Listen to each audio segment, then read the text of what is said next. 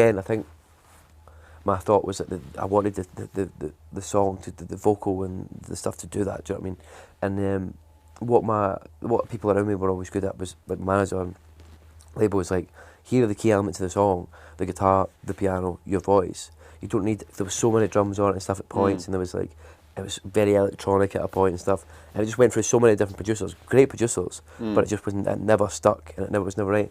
I actually kind of really was against putting the song out for a very long time. Yeah. Because I'd just been soured on it by the thing. Even the original demo never really filled me with much. Oh my God! Like, do you know what I mean? Oh, it was just that "Stay a While" at the end that I really liked. Yeah. And then, I just remember over time, it was like, there's people around me who I trust, but like, trust me, this is a song that you should work on. So I kept doing it and kept doing it and kept doing it, and eventually we managed to get somewhere in the end. It was Nick Atkinson and Ed Holloway did the initial production on it, and then these amazing guys called TMS did some and more production on it, and then it was mixed by Spike Stent, who's obviously mixed some of the Spike. Wow, yeah, he's an absolute incredible. legend. Yeah, so they just that combination of them really honed it in. And it was a case of like that. What's that thing that Rick Rubin says? Like, it was like deproduced or something. Like, do you know what I mean? Like, it was like Less is more. Yeah, and it was like that kind of thing of, it was just, we needed that many people just kind of strip it out, and it took a lot of work to kind of find those key elements. And, but I think I'm glad with what we got, and I'm really proud of it. Yeah, that's really cool. It reminds me that it takes kind of maturity, and that's why Rick Rubin knows. Yeah. You know, it takes a really mature production head to know what to take out more than what to put in. It's almost all about the gaps that you leave, you know, rather than, you know, putting all the kitchen sink in. Absolutely. Yeah. So now we come to track 4. So, well, this is the big one. This is, you know, Tom Walker had Leave a Light On and Snow Patrol had Run. Yeah. This is your one that changed the game for you. Yeah, it was mad. It was so crazy, man. And this is the thing that's so weird. This song was like almost very nearly not on the album, which is always the way, I suppose. But like, it was a case of I had finished writing the album. I had all these melodies. I had the melody for the verse, the pre-chorus, and the chorus done, ready to go. And I was like, sitting I've got a shed in my back garden in my mum's house. I was sitting on a piano and just bashing it out, and I was like, it took me so long to get melodies, even though it's a very simple song. And I just remember thinking, when I finished it, I don't have anything to write about. I kind of felt like spent, if you will. I was just like, there's nothing I can bring to this song that I haven't got on all the 11 songs are on that album. So it's done. So then we did like one more session just with, again, friends of mine, TMS, who we were in with, and a guy called Roman as well. And I says, like, I've got this idea. We're working on this other idea. It was a lot more pop than I would usually go and stuff. And then like, it had a lot of guitars and stuff potentially for like somewhere down the road maybe. And I just remember saying, I've got this one idea that I'd like to try, because TMS guys always usually throw up. We've got half this song here. Let's maybe take another 5 and just see if anything else comes up. And I says, look, I've got this idea. And I played them it, and they were like, we need to finish this, let's do this. And it was just a case of like, I was going, I don't really want to write about relationship again, and I can't do it. And they were like, well, you don't have to. And it's literally something as simple as that, just being like, oh no, I don't have to. Do you know what I mean? It doesn't have to be about being with someone or missing someone that you were in a relationship with. And it kind of occurred to me that it could be about someone that I missed because, you know, for want of a better word, dead. Yeah. I think, so yeah, it was just that, and it was like someone I hadn't explored before, and I was able to kind of keep it quite broad as well. And I mean, it's just, and then when we finished it, and we had this EP coming out, Breach, which it's actually on, that Grace was the lead track from, Tough was on it as well, and this a demo called Something Borrowed.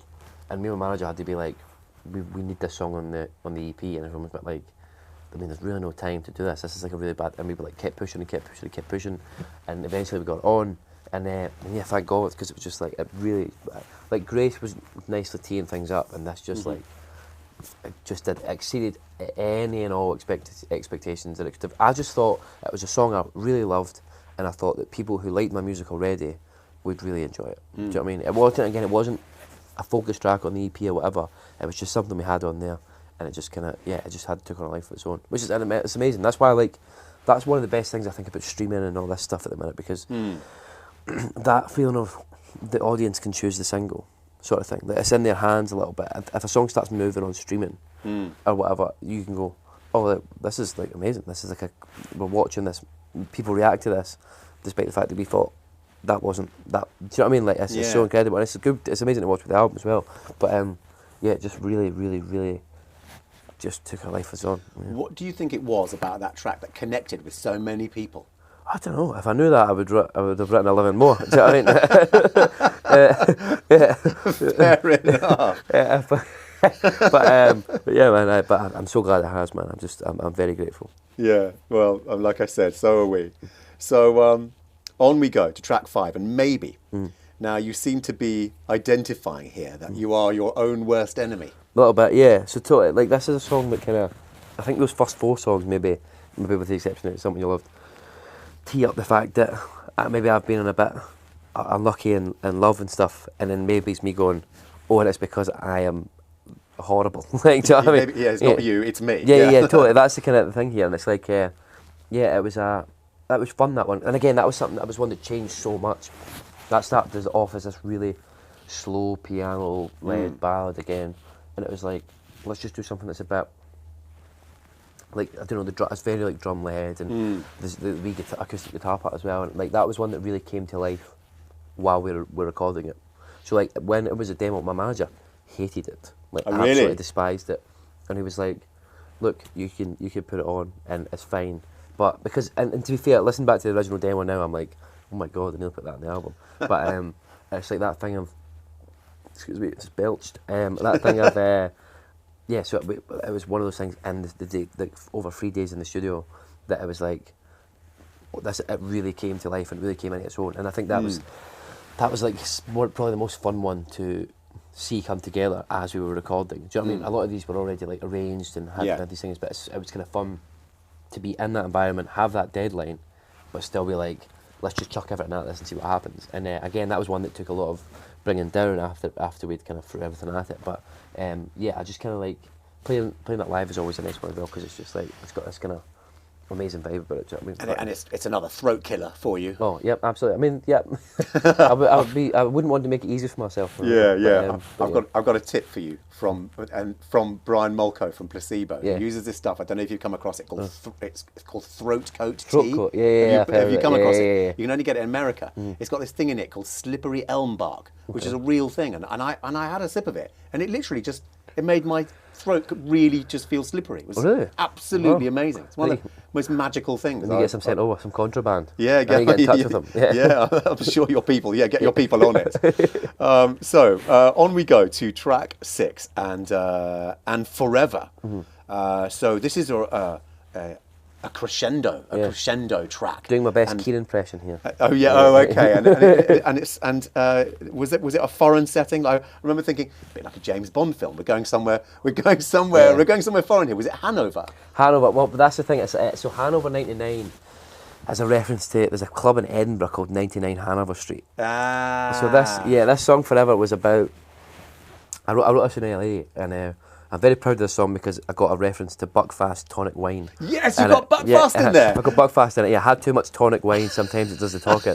And it's so weird that I managed to squeeze it into a song that I wrote in LA. Do you know what I mean? It was very, very surreal, but I'm very glad I did it. You were obviously homesick. Yeah, absolutely, mate. I was just thirsty.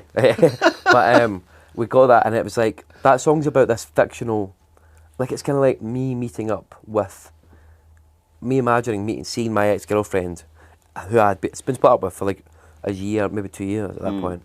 And I was like, and just seeing her and being like, what would I say to her right now if I saw her? Like, so I'm kind of over it and stuff like that. But at the same time, even when you're over things and you see your ex-girlfriend, sometimes you're a bit like, oh God, like, and like that. I wish I'd dressed up a little better. Like, do you know what I mean? That kind of way, like, oh, I look rubbish, I look scruffy as anything, and she looks great.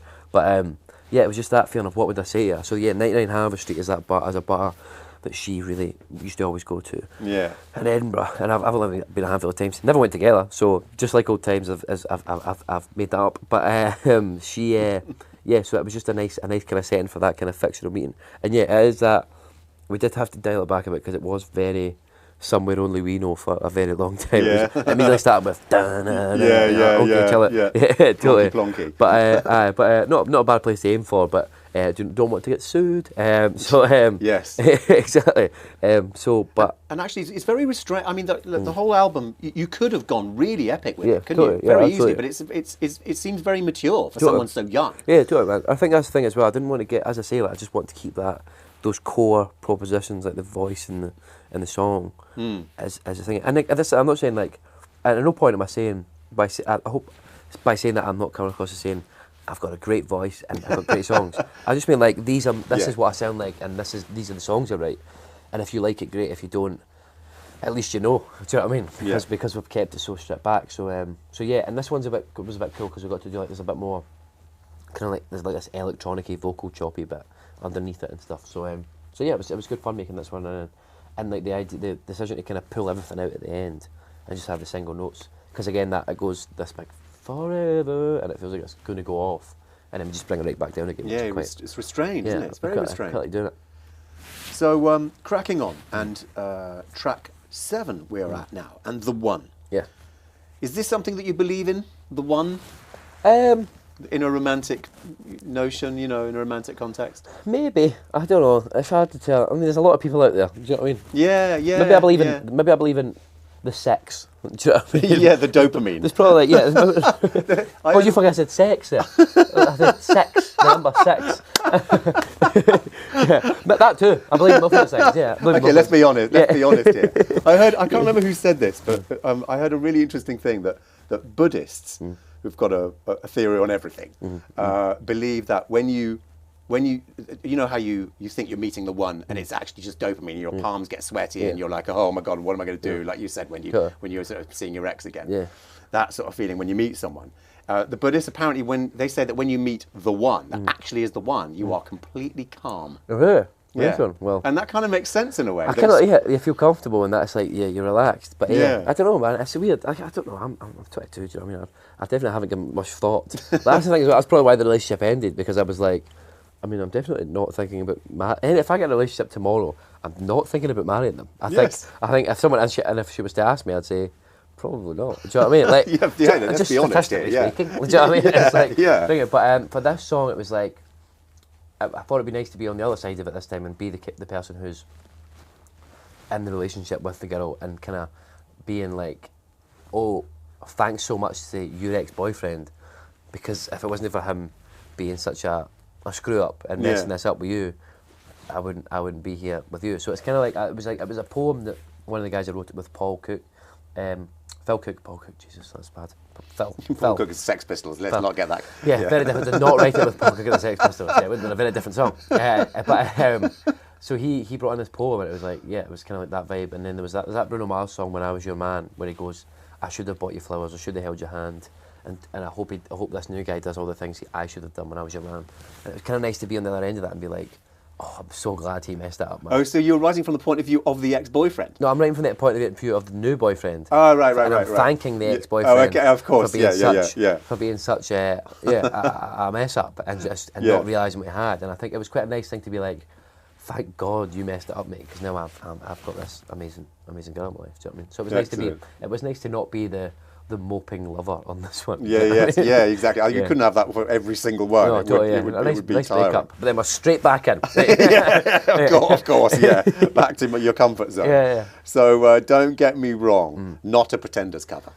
Not a Pretenders cover, no, not at all. But this one, again, is a bit. This one's like in 6/8, so this one's a bit different, stuff like that. And that's my.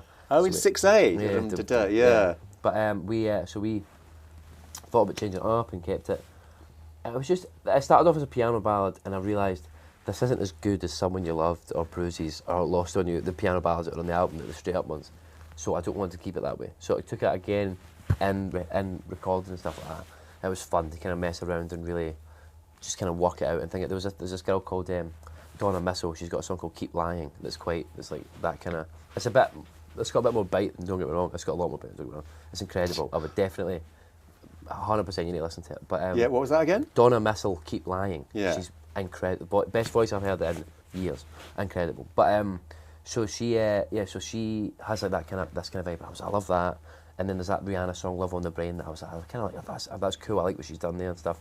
And then obviously there's like Paolo Nutini songs that have this kind of similar vibe to them. And I was like, What, the time signature? Yeah, that 6/8 sort of like yeah. So, and it was kind of like that kind of, yeah, it was that vibe of just I wanted to have that, and